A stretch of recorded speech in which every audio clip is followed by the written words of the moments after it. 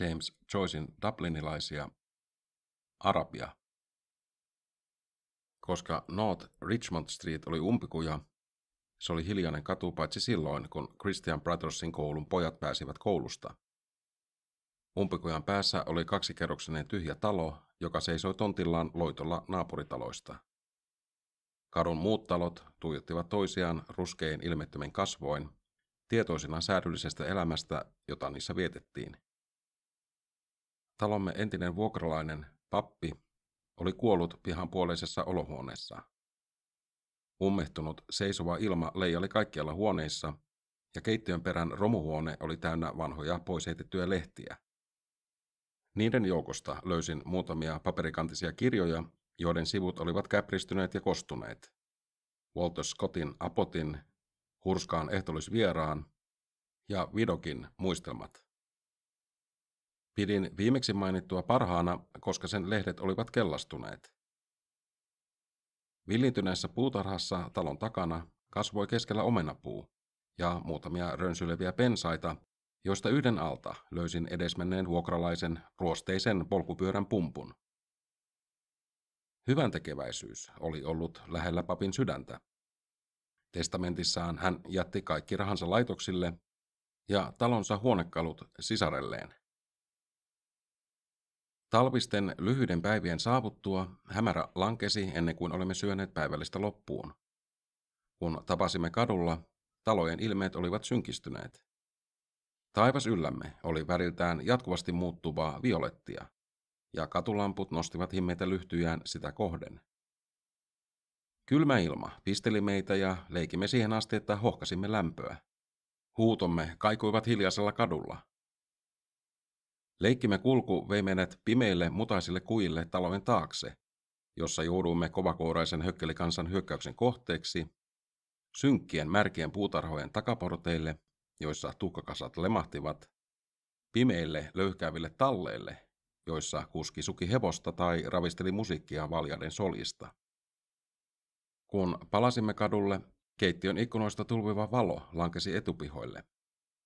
Jos setäni nähtiin kääntyvän kulmasta, me piiloudumme varjoihin siihen asti, että hän oli varmasti mennyt sisälle. Tai jos Manganin sisko tuli ovikynnykselle kutsumaan veljään sisälle juomaan teensä, me katselimme häntä varjoista, kun hän tähyyli katua molempiin suuntiin. Odotimme nähdäksemme, jäisikö hän odottamaan vai menisikö sisään, ja jos hän jäi, nousimme varjoista ja kävelimme Manganin kodin eteen alistuneesti. Hän odotti meitä, hänen vartalonsa ääriviivat piirtyivät esiin puoliavoimen oven valossa. Hänen veljensä aina kiusoitteli häntä ennen kuin totteli, ja minä seisoskelin kaiteen luona häntä katsellen.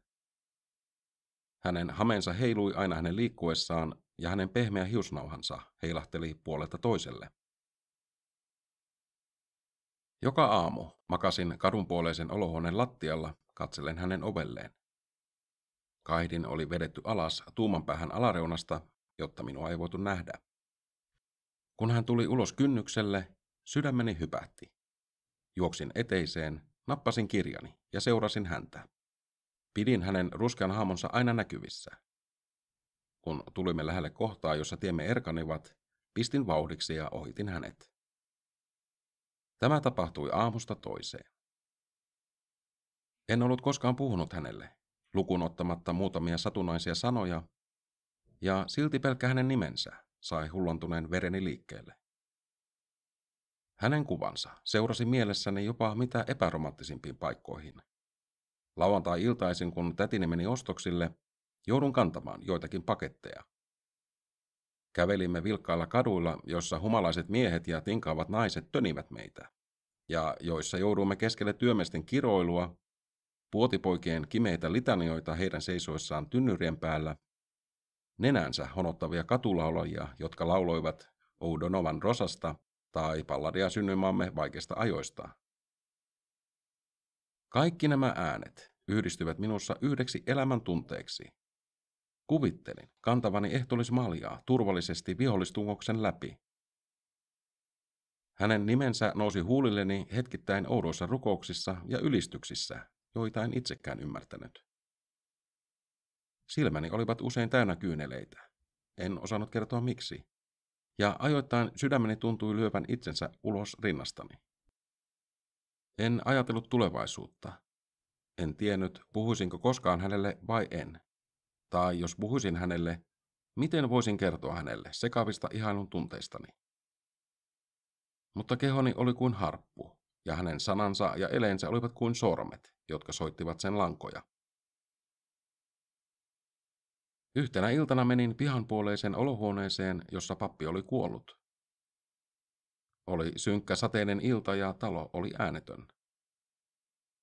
Rikkoutuneen ikkunaruudun läpi kuulin sateen tunkeutuvan maahan, ohuiden vesineulojen jatkuvan sateen vettyneisiin kukkapenkkeihin. Jokin kaukainen lamppu tai valaistu ikkunaruutu hohti alapuolellani. Olin kiitollinen siitä, että saatoin nähdä niin vähän.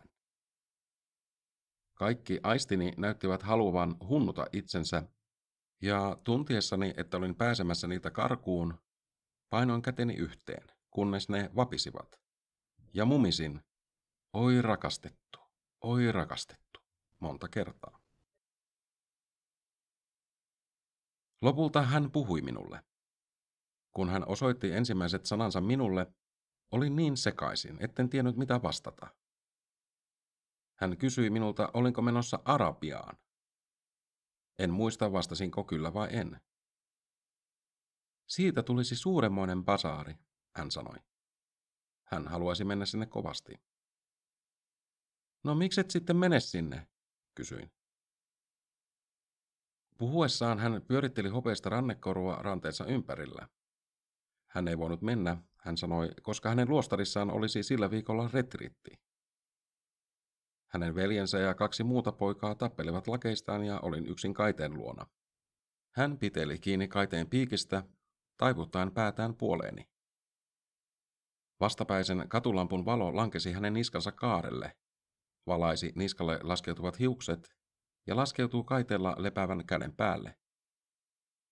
Se valaisi kokonaan toisen puolen hänen hameestaan ja osui alushameen valkoisen reunaan, joka oli juuri näkyvissä hänen seisoessaan huolettomasti. Kyllä sinun kelpaa, hän sanoi. Jos menen, sanoin, minä tuon sinulle jotakin. Kuinka lukemattomat järjettömyydet sekoittivat ajatuksiani sekä valveilla että unessa tuon illan jälkeen. Halusin tuhota tylsät, väliin jäävät päivät. Tein koulutyöni vastahakoisesti. Hänen kuvansa tuli minun ja lukemani sivun väliin iltaisin makuuhuoneessa ja päivisin luokkahuoneessa. Sanan Arabia tavut kaikuivat korvissani siinä hiljaisuudessa, jossa sieluni lepäsi, ja täyttivät minut itämaisella lumovoimallaan. Pyysin lupaa mennä basaariin lauantai-iltana. Tätini oli yllättynyt ja toivoi, että se ei ollut jokin vapaamuurarien järjestämä tapahtuma. Viittasin vain muutaman kerran luokassa. Huomasin opettajani kasvojen ilmeen muuttuvan ystävällisestä tiukaksi. Hän toivoi, etten ollut alkanut vetelehtimään. En saanut vaeltavia ajatuksiani kasaan. Minulla oli tuskin laikaan kärsivällisyyttä arkiseen uurastukseen. Uurastus, joka oli nyt minun ja toiveideni välissä, tuntui minusta lasten leikiltä. Inhottavalta, yksitoikkoiselta lasten leikiltä. Lauantai-aamuna muistutin setäni siitä, että halusin mennä basaariin illalla. Hän hosui vaatenaulakolla, etsien hattuharjansa, ja vastasi minulle lyhyesti. Kyllä jätkä, tiedetään. Kun hän oli eteisessä, en voinut mennä kadunpuoleiseen olohuoneeseen makailemaan ikkunan luo.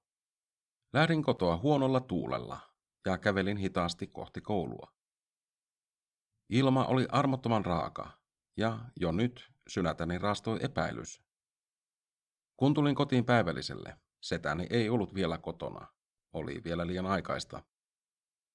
Istuskelin tuijottaen kelloa jonkin aikaa, ja kun sen tikitys alkoi ärsyttää minua, lähdin huoneesta.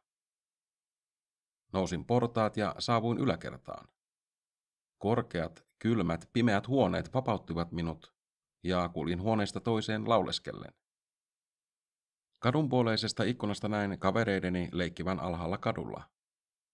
Heidän huutonsa kuuluivat vaimeasti ja epäselvästi, ja nojaten otsaani viileä lasia vasten, katselin pimeää taloa, jossa hän asui.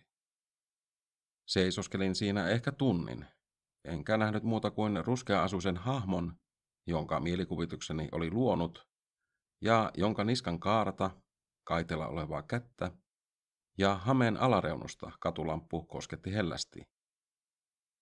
Kun palasin alakertaan, huomasin rouva Mercerin istuvan tulen ääressä.